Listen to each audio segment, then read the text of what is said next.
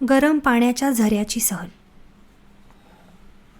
उन्हाळी सुट्टी संपली आणि अखेर गरम पाण्याच्या झऱ्यावर जाण्याचा दिवस उजाडला. तोमोएच्या विद्यार्थ्यांना ती सहल म्हणजे एक अत्यंत महत्त्वाची गोष्ट वाटे. आईला आता शाळेतल्या लोकविलक्षण गोष्टींची सवय झाली होती. पण गरम पाण्याच्या झऱ्यावर सहलीला जाऊ का असं तोत्तोचाननं विचारल्यावर मात्र तिला धक्काच बसला. कारण तिकडे म्हातारी माणसं जातात हे तिला माहीत होतं. पण पहिलीतली मुलं म्हणजे. पण मुख्याध्यापकांचं सहलीविषयीचं पत्रक वाचून मात्र तिला ती कल्पना खरंच सुंदर वाटली होती. ती सहल म्हणजे समुद्राकाठची शाळा होती. शिझोकामधल्या तोई नावाच्या ठिकाणी समुद्रामध्येच गरम पाण्याचा प्रवाह होता. तिथे मुलांना गरम पाण्यानं आंघोळही करता येणार होती आणि पोहताही येणार होतं. 3 दिवस आणि 2 रात्री एवढा काळ सहल जाणार होती. तोमोएमधल्या एका विद्यार्थ्यांच्या वडिलांचं तिथे घरही होतं. तिथे ते सुट्टीत फक्त हवापालट म्हणून जात असत. तिथेच त्या 50 मुलांची राहण्याची व्यवस्था होणार होती. आईनं अर्थातच परवानगी दिली. ठरलेल्या दिवशी सगळी मुलं शाळेत जमली. निघण्यापूर्वी मुख्याध्यापकांनी मुलांना सांगितलं, आपण आगगाडी आणि जहाजानं प्रवास करणार आहोत आणि तुम्ही कोणी हरवायचं नाही आहे, समजलं? चला. एवढंच. आणि जेव्हा मुलं जिवगावका स्टेशनवर आली तेव्हा आश्चर्य वाटावं इतकी शहाण्यासारखी वागली. कुणीही धावपळ केली नाही की आरडाओरड केली नाही. दंगा करू नका, रांगेत चला, खाऊन झाल्यावर कागदाचे बोळे गाडीत फेकू नका, अशा सूचना तोमोएच्या विद्यार्थ्यांना कधीच द्याव्या लागल्या नाहीत. त्यांच्या शाळेतली न शिकवता लागलेली शिस्त त्यांच्या वागणुकीतून दिसत होती. कोणाला धक्काबुक्की करायची नाही. स्वतःला स्वतःची लाज वाटेल असं वागायचं नाही. कचरा दिसला तर उचलून टाकायचा आणि इतरांना त्रास होईल असं वागायचं नाही. हे शिकवायला तोमोएमध्ये कधीच स्वतंत्र धडे द्यावे लागले नाहीत. पण याहीपेक्षा आश्चर्याची गोष्ट म्हणजे थोड्याच दिवसांपूर्वी वर्गाच्या खिडकीत बसून चिमण्यांशी बोलणारी आणि रस्त्यावरच्या बँडवाल्यांना बोलावून अख्खा वर्ग डोक्यावर घेणारी तोत्तोचान आता तिच्या बाकापाशी बसून शांतपणे तिचे धडे शिकत असे. तेही अगदी पहिल्या दिवसापासून. आता जर गाडीमध्ये शांतपणे इतरांबरोबर बसलेल्या तोत्तोचानला पहिल्या शाळेतल्या कोणी बघितलं असतं तर, छे, ती ही असणं शक्यच नाही असं म्हणून टाकलं असतं. नुमाझूला सगळे जहाजावर चढले. मुलांना सगळं स्वप्नात असल्यासारखं वाटत होतं. तसं ते जहाज काही फार मोठं नव्हतं. पण सगळे इतके उत्साहात होते की त्यांना ते जाणवतही नव्हतं. मुलं त्या जहाजाचा कोपरान निरखून पाहत होती. थोड्याच वेळात समुद्र आणखी खवळला. तोत्तोचान आणि इतर मुलांना कसं तरीच व्हायला लागलं. पण तेवढ्यात एक मोठ्या वर्गातला मुलगा उठला आणि सगळ्यांच्या मध्यभागी उभा राहिला. जणू काही तो सगळ्या जहाजाचा तोल सावरणार होता. जहाज एका बाजूला कललं की तो ऊ म्हणत दुसऱ्या बाजूला जायचा आणि पुन्हा दुसऱ्या बाजूला कललं की ऊ म्हणत आधीच्या बाजूला यायचा. तो प्रकार इतका गमतीशीर होता की कसं तरीच होत असूनही मुलांना हसू आवरत नव्हतं. आणि हसता हसताच जहाज तोईच्या किनाऱ्याला लागलं. पण बिचारा सगळ्यांना हसवणारा मुलगा, ज्याच्या करामतींनी इतरांना बरं वाटलं, त्याला मात्र आता कसं तरीच व्हायला लागलं होतं. तोई हे समुद्रकिनाऱ्यावर वसलेलं आणि टेकड्यांनी वेढलेलं एक शांत सुंदर गाव होतं. थोडा वेळ विश्रांती घेऊन मुलं पोहायला निघाली. तो काही शाळेतला तलाव नव्हता, त्यामुळे मुलांनी त्यांचे पोहण्याचे पोशाख घातले. गरम पाण्याचा झरा हा मात्र सगळ्यात निराळाच अनुभव होता. पाण्यातच तो प्रवाह असल्यानं तो नेमका कुठे सुरू होतो आणि कुठे संपतो हे रेष आखून ठरवता येणं शक्यच नव्हतं. पाण्याच्या प्रवाहापासून 10-12 हात बाजूला सरकलं की पाणी थंड आणि परत गरम पाण्याच्या प्रवाहात आलं की गळ्यापर्यंत गरम पाणी. तो अनुभव खरोखरच मस्त होता. त्यामुळे तुम्हाला पाणी थंड लागायला लागलं की समजायचं आपण समुद्रात आलोय. आणि इथं तिथं पोहताना शरीर थंड झालं की पुन्हा गरम पाण्याकडे जायचं. आणि असं करताना मुलांना घरात गरम पाण्यात आंघोळ केल्यासारखं वाटत होतं. मुलं अगदी निश्शंक मनानं पाण्यात डुंबत गप्पा मारत होती.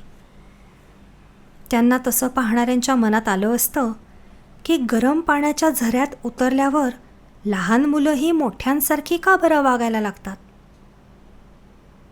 त्या काळी समुद्रकिनाऱ्यावर फारशी गर्दी नसायची. त्यामुळे तिथला तो किनारा जणू मुलांची खाजगी मालमत्ता झाली होती.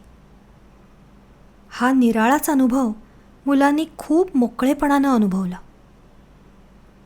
खूप वेळ पाण्यात खेळून मुलं घराकडे परतली तेव्हा त्यांच्या हाताची बोटं थंडीनं सुरकुतली होती. प्रत्येक रात्री अंथरुणावर पडलं की एक जण भूताच्या गोष्टी सांगत असे. तोत्तोचान आणि इतर पहिलीतली मुलं घाबरत, प्रसंगी रडत, पण डोळे पुसता पुसता विचारत, मग पुढं काय झालं? शाळेतल्या शिबिरापेक्षा किंवा धीटपणाच्या परीक्षांपेक्षाही हा अनुभव विलक्षण होता, जास्त जिवंत होता. रोज वेगवेगळ्या मुलांना भाजी आणि मासे आणायला बाजारात जावं लागे आणि तुम्ही कोण, कुठले अशा प्रश्नांना जास्तीत जास्त नम्रपणाने उत्तरं द्यावी लागत. आसपासच्या झाडीत कोणी रस्ता चुकली होती तर कोणी समुद्रात दूरवर गेल्यानं इतरांना काळजीत पाडलं होतं. कुणी खेळताना धडपडलं होतं तर कुणाला वाळूतल्या काचा बोचून जखम झाली होती. आणि या प्रत्येक वेळी सगळ्यांना जास्तीत जास्त मदत करावी लागत होती. पण त्यामुळेच जास्त मज्जा आली होती. आसपास दाट झाडी होती आणि बर्फगोळे विकणारी दुकानंही. आणि एक माणूस एकटा एक लाकडी होडी बांधत होता. सकाळी उठल्याबरोबर मुलं आधी त्याची होडी कुठवर तयार झाली ते बघायला जात असत. त्या माणसानं तोत्तोचानला लाकूड तासल्यावर निघणारा एक लांब अन गुंडाळला गेलेला पापुद्रा दिला होता. आपण सगळ्यांचा एक फोटो काढला तर? निघायच्या दिवशी मुख्याध्यापकांनी विचारलं. मुलं तर भलतीच खुश झाली, कारण त्यांचा एकही एकत्र फोटो नव्हता.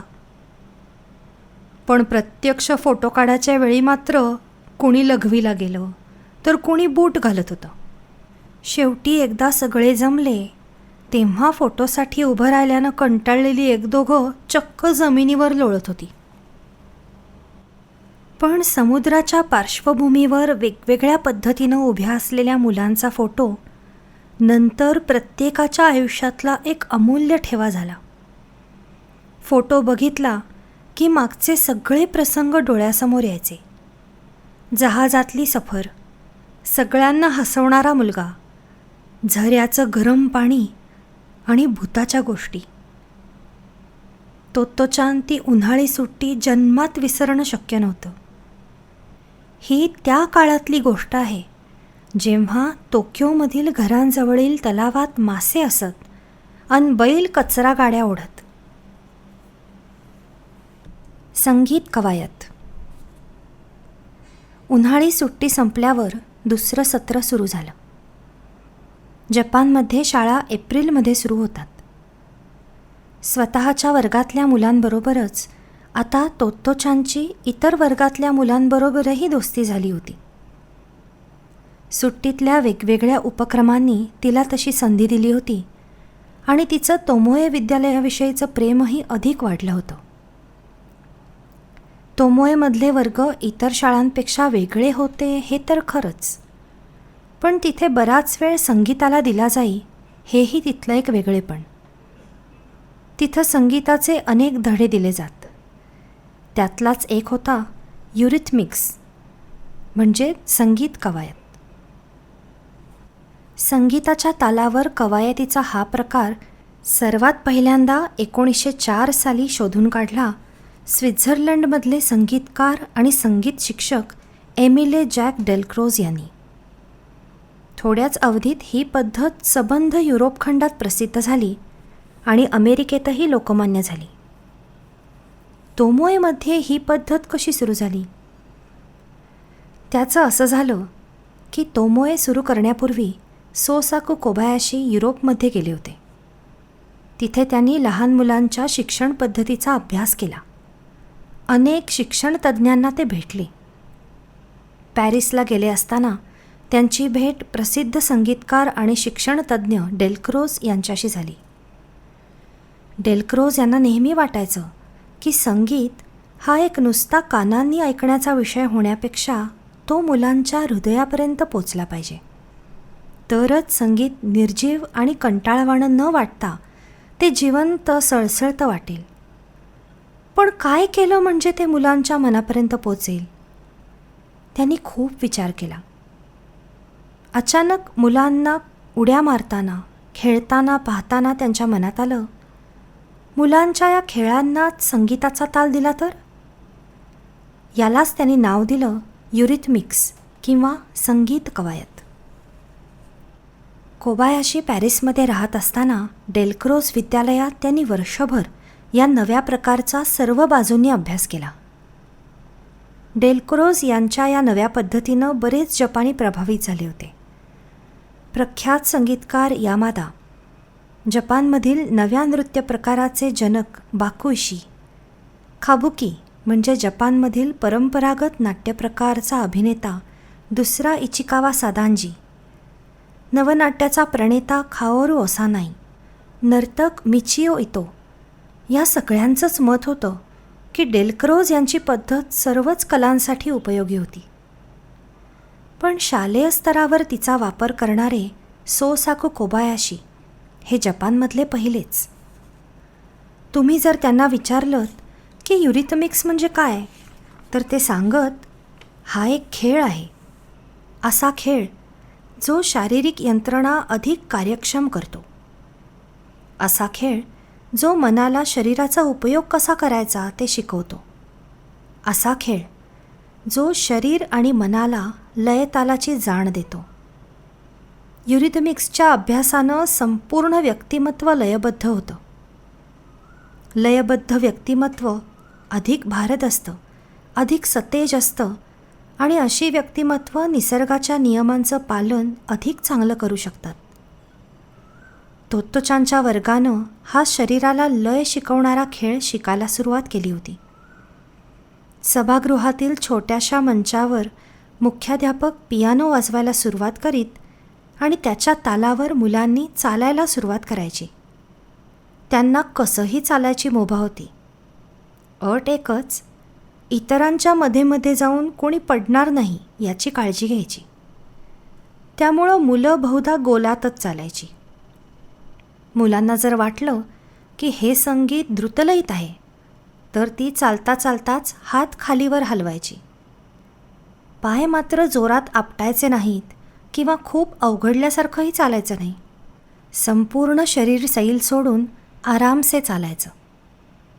सगळ्यात महत्त्वाची गोष्ट होती स्वाभाविकता. ज्याला जसं आवडेल तसंच चालायचं. ताल बदलला की त्यानुसार हात हलवायचे, गती बदलायची आणि तालाशी जुळवून घ्यायचं. आणि त्याप्रमाणे चालण्याची गती पण कमी जास्त करायची, हे महत्त्वाचं.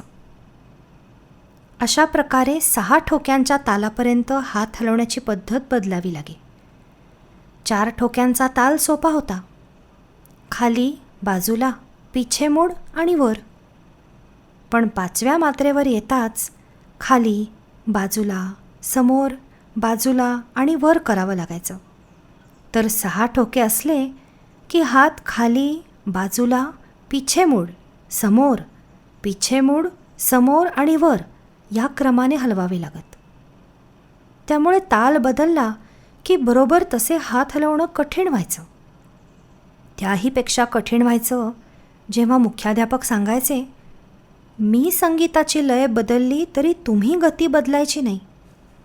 म्हणजे समजा मुलं द्रुतलयीनुसार वेगानं चालत असली आणि अचानक संगीताची लय मंदावली तरी मुलांनी वेगातच चालायचं. हे खरोखरच कठीण होतं. पण कोबायाशींच्या मते तसं केल्यानं एकाग्रता वाढायला मदत होते. अखेरीस मुख्याध्यापक सांगायचे, आता तुम्ही गती बदलली तरी चालेल. मुलांना हायसं वाटायचं, पण त्यांना त्यासाठी खूप सावधान असावं लागायचं. कारण मुलं पहिला वेग बदलून संगीताशी जमवून घेईपर्यंत संगीताचा ठेका कदाचित पुन्हा बदललेला असायचा. सुरुवातीला खूप गोंधळ व्हायचा आणि सर थांबा, सर अशा आवाजांनी सभागृह भरून जायचं. पण सरावानं तो खेळ अधिकाधिक शिस्तबद्ध आणि रंजक होऊ लागला. नवीन नवीन बदल आणि व्यायाम प्रकार मुलांनीच शोधायला सुरुवात केली आणि आनंदात आणखीनच भर पडली. सर्वसाधारणपणे प्रत्येकजण स्वतंत्रपणे हालचाली करत असत.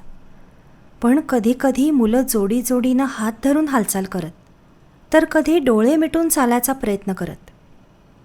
मनाई होती ती फक्त एकाच गोष्टीला, आपापसात गप्पा मारायच्या नाहीत. शाळेत शिक्षक पालक सभा असली की पालक याही सभागृहात डोकावत. प्रत्येक मुलाला संगीताच्या तालावर मोकळेपणी हालचाली करताना पाहणं हा खरोखरच आनंददायी अनुभव असायचा. अशा प्रकारे युरिथमिक्सचं सगळ्यात पहिलं उद्दिष्ट होतं शरीर आणि मनाला तालाची जाण देणं. नंतर शरीर आणि आत्म्याची एकतानता साधणं आणि सगळ्यात शेवटी मुलांची प्रतिभा आणि कल्पनाशक्ती जागृत करणं.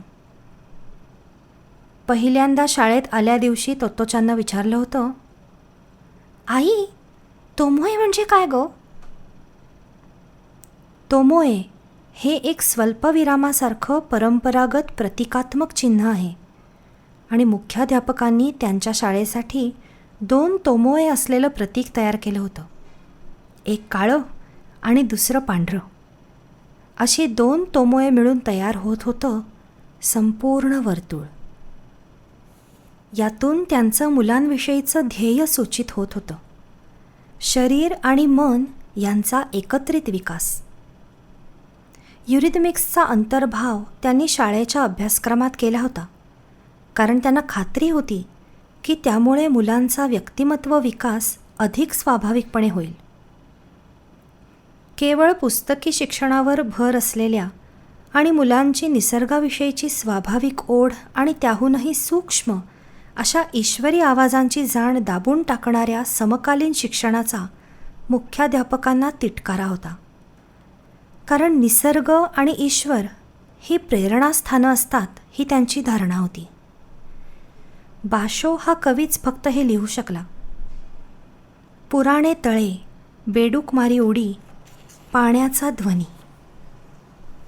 या ठिकाणी छोट्याशा बेडकाच्या उडीने सुद्धा जाणवणारा आवाज आणि त्यामुळे जाणवणारी नीरव शांतता बाशोने टिपली आहे. एरवी तळ्यामध्ये उडी मारणारा बेडूक कित्येकांनी बघितलेला असतो. चहाच्या किटलीतली वाफ किंवा झाडावरून पडणारं सफरचंद बघणारे वॉट किंवा न्यूटन काही जगातले पहिलेच नव्हते. डोळे असतात पण सौंदर्यदृष्टी नसते. कान असतात पण संगीत ऐकलेलं नसतं. मन असतं पण सत्याचं भान नसतं. हृदय असतं पण जगातली दुःख तिथवर पोचत नाहीत. या गोष्टींची भीती वाटली पाहिजे, कारण त्या माणसाला माणूसपणापासून दूर नेतात, असं मुख्याध्यापक सांगत. तोत्तोचानपुरतंच बोलायचं झालं तर अनवाणी पायांनी संगीताच्या तालावर उड्या मारताना आपण जणू इसाडोरा डंकन आहोत असं तिला वाटायला लागायचं आणि ती स्वतःलाही विसरून जायची. मग हा आपल्या शाळेच्या अभ्यासातला एक भाग आहे याचा विसर तिला पडला तर त्यात नवल ते काय.